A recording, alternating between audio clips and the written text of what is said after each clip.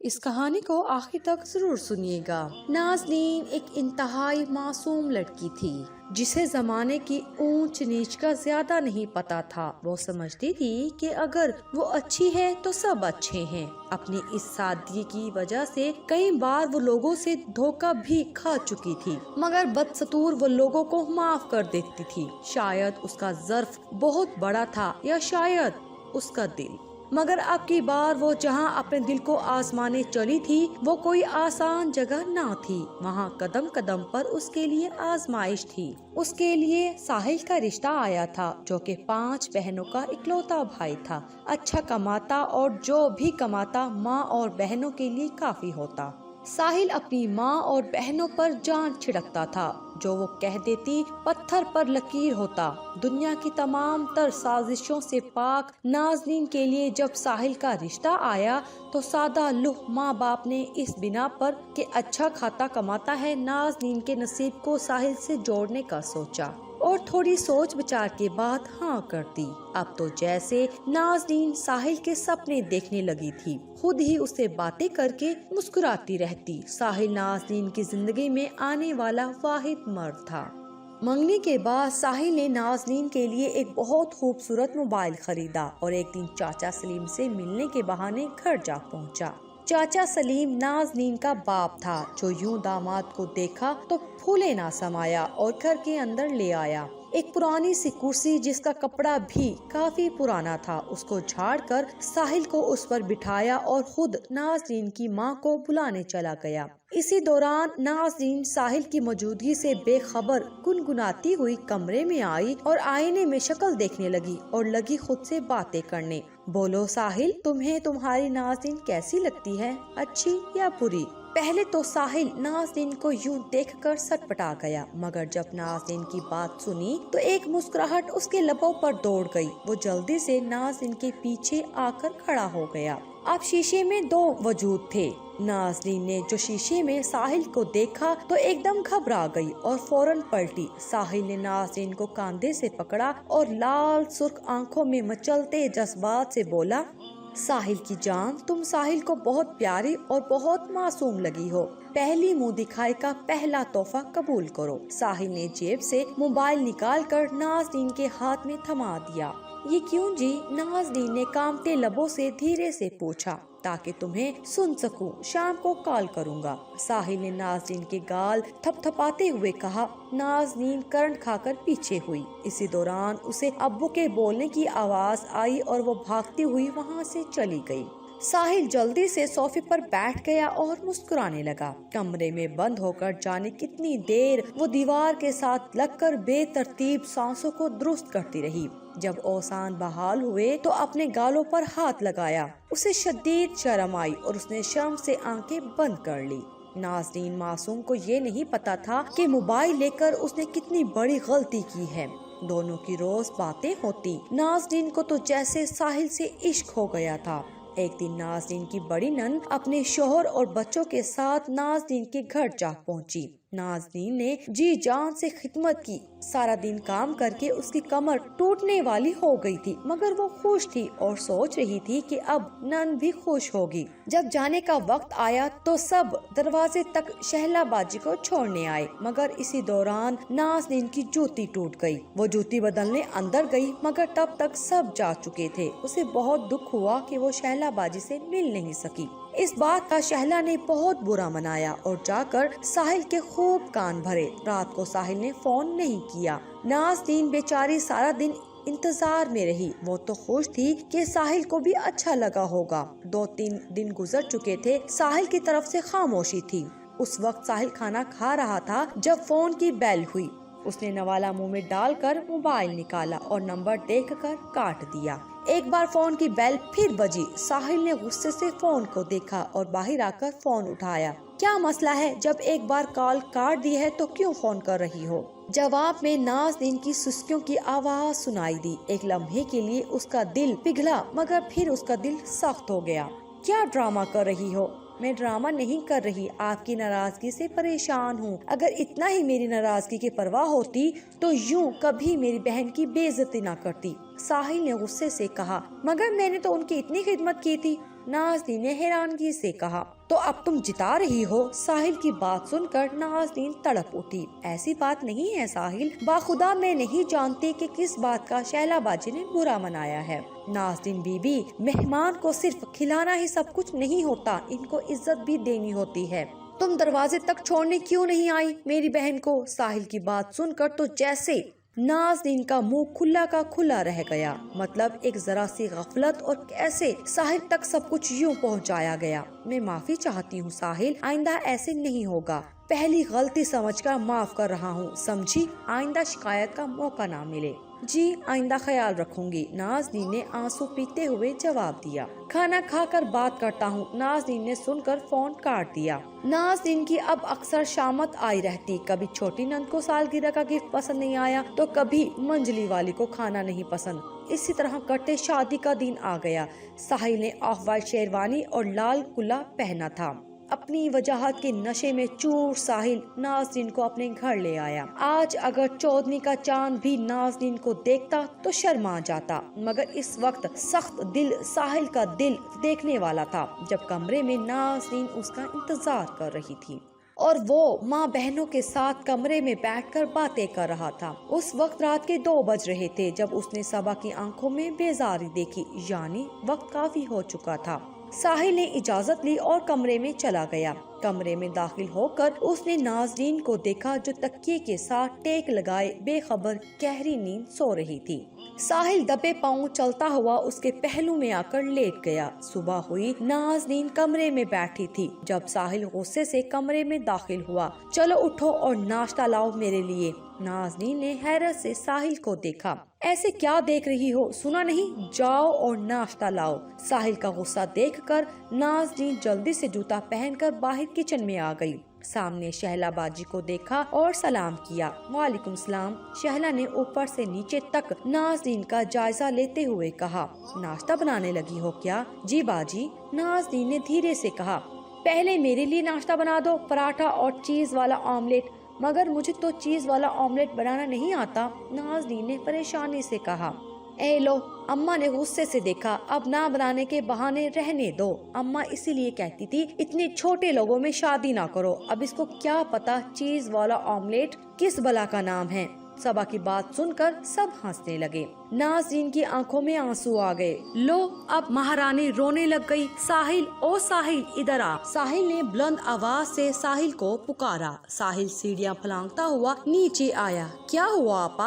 अब तेरी कल की आई बीवी हमें आंखें दिखाती है। मैंने कहा चीज वाला ऑमलेट बना दो तो साफ जवाब दे दिया कि खुद बना लो। नाज़नीन गंग होकर शहला को देखने लगी। उसने ऐसा कब कहा था? आपा, इसकी इतनी जुर्रत आपको मना करे? साहिल ने आग बरसाती आंखों से नाज़नीन को देखा। साहिल ने जूते से नाज़नीन को मारना शुरू कर दिया। खुदा के लिए साहिल, मुझ पर रहम खाए, मैंने ऐसा कुछ नहीं कहा, नाज़नीन ने रोते हुए कहा। मगर साहिल बदसतूर नाज़नीन को मारता रहा। किसी ने आगे बढ़कर इसको मना नहीं किया। जब मारते मारते थक गया तो वो धक्का देकर बाहर चला गया। तकलीफ की शिद्दत से नाज़नीन की आंखों में आंसू आ गए। नाज़नीन के दिन रात इसी तकलीफ में गुजरते रहे, यहाँ तक कि वो माँ बन गई। औलाद होने के बावजूद साहिल इसी तरह नाज़नीन के साथ सख्त रवैया बरता, इसको नजरअंदाज करता और कई महीने गुजर जाते। नाज़नीन के माँ बाप पोती और बेटी को देखने के लिए तरसते रहते। नाज़नीन इतना अरसा गुजर जाने के बावजूद सब्र के साथ जिंदगी गुजार रही थी। अब उसकी तवज्जो का महवर अब सिर्फ उसकी बेटी थी। साहिल जो औरत को पाँव की जूती समझता था, बेटी को हाथ का छाला बना कर रखता। उसकी हर बात मानी जाती। बज़ाहिर तो साहिल की बहनें हूर को बहुत प्यार करती, लेकिन दिल ही दिल में शदीद बैर रखती थी। हूर 2 साल की थी। एक दिन साहिल थका हुआ घर दाखिल हुआ। उसका किसी से झगड़ा हुआ था। इस दफा नसरीन जो साहिल की सबसे छोटी बहन थी, वो उसे सीढ़ियों में बैठी दिखाई दी। साहिल को देखा तो दौड़कर उसके गले जा लगी। भाई, हमने कभी भाभी को पराया नहीं समझा, मगर पता नहीं ये ऐसा क्यों करती हैं। अभी हूर रो रही थी तो मैंने कहा लाओ मुझे पकड़ाओ, मगर साफ जवाब दे दिया। साहिल आग बगोला कमरे में दाखिल हुआ और चुटिया से खींचता हुआ नाज़नीन को घर से बाहर ले गया। इस घर के दरवाजे तेरे लिए बंद है, जा दफा हो जा। इस दफा साहिल ने तमाम हदें पार करते हुए नाज़नीन को बाहर निकाल दिया। हूर माँ से बहुत दिली लगाव रखती थी। माँ गई तो हूर को बुखार रहने लग गया। इधर नाज़नीन हूर को याद करके रोती रहती। उसके माँ बाप अलग परेशान थे। एक दिन दरवाजा खटका। नाज़नीन ने दरवाजा खोला। सामने उससे शैला और सास दिखाई दी, जिन्होंने हूर को पकड़ रखा था। सास ने हूर को पकड़ाया और इन्हीं कदमों से वापस चली गई। एक रात नाज़नीन सोने लेटी, उसे शदीद पेट दर्द उठा। जब डॉक्टर के पास गए तो पता लगा एक बार फिर वो उम्मीद से है। डॉक्टर ने उसे बताया कि उसके जुड़वा बच्चे हैं और दोनों लड़के हैं और उसे शदीद ख्याल रखने की जरूरत है। नाज़नीन ने साहिल को फोन करके बताया। सुनकर तो जैसे साहिल की खुशी का कोई ठिकाना ना रहा। इसको बेटे की शदीद ख्वाहिश थी और कहाँ 2 बेटे। उसने नाज़नीन से अपने सलूक की माफी मांगी और लेने आ गया। अब साहिल नाज़नीन का बहुत ख्याल रखता। माँ और बहनों की बातों को एक कान से सुनकर दूसरे कान से निकाल देता, जिससे उन्हें और भी गुस्सा आता। साहिल को बेटे की शदीद ख्वाहिश थी। कुछ अरसे बाद नाज़नीन ने 2 बेटों को जन्म दिया। दोनों की शक्ल साहिल जैसी थी। साहिल ने नाज़नीन का इतना ख्याल रखा कि नाज़नीन सब दुख दर्द भूल गई। वो खुश थी कि साहिल को एहसास हो गया है, मगर इतनी जल्दी औरत अपना भाई और बेटा किसी दूसरी औरत को नहीं सौंपती। औरत ही औरत की दुश्मन होती है। एक खतरनाक मंसूबा बन चुका था, बस इसको अमली जामा पहनाना था। ताहिर साहिल का एक गरीब कजन था, मगर साहिल से काफी दोस्ती थी। वजह साहिल का हर काम कर देता था। उस वक्त साहिल कमरे में लेटा हुआ था जब साहिल को ताहिर ने आवाज दी। साहिल बाहर आया। दोनों मिलके बहुत खुश हुए। ताहिर रहने आया था। साहिल रोजाना ताहिर के साथ बातें करता। एक दिन साहिल काम के सिलसिले में घर से बाहर था। नाज़नीन बच्चों को सुलाकर कमरे की सफाई कर रही थी जब ताहिर कमरे में दाखिल हुआ। नाज़नीन ताहिर को देखकर चौंक गई। ताहिर दरअसल साहिल की बहनों के साथ मिला हुआ था। वो पूरा मंसूबा नहीं जानता था। भाभी, साहिल ने पैसे मांगे हैं, कह रहा था आपसे मांग लूं। ताहिर की बात सुनकर नाज़नीन ने साहिल की कमीज की जेब से पैसे निकाले और ताहिर को दे दिए। इसी दौरान साहिल अंदर दाखिल हुआ और नाज़नीन को पैसे देते देख लिया। ये क्या कर रही हो? साहिल ने गुस्से से देखते हुए कहा। ताहिर भाई ने आपका नाम लिया था कि आपको पैसे चाहिए हैं। साहिल ने ताहिर को देखा तो साहिल मुकर गया और नाज़नीन पर 1-2 गलत इल्जाम भी लगा डाले। अब तो साहिल का दिमाग एक बार फिर उलट गया। गुस्से में जो नाज़नीन को पीटना शुरू किया तो हाथ तक न रोका। अब साहिल का दिल फिर से अपनी बीवी से मुतनफिर हो चुका था।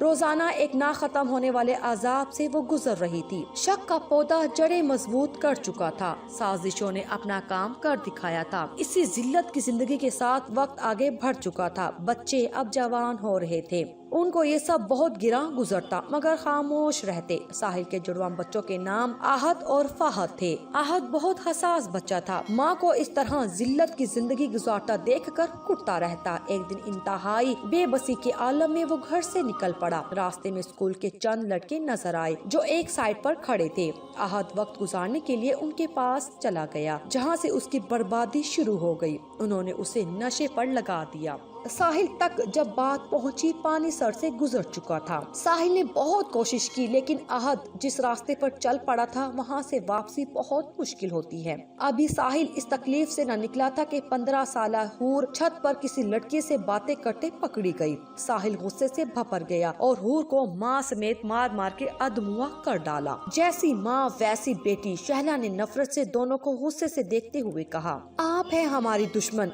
आपने हमें यहाँ तक पहुँचाया है। बाकी हूर ने होंठों से निकलते खून को हाथ से साफ करते हुए कहा। नाज़नीन ने हूर को खामोश करवाने की कोशिश की, लेकिन नाकाम रही।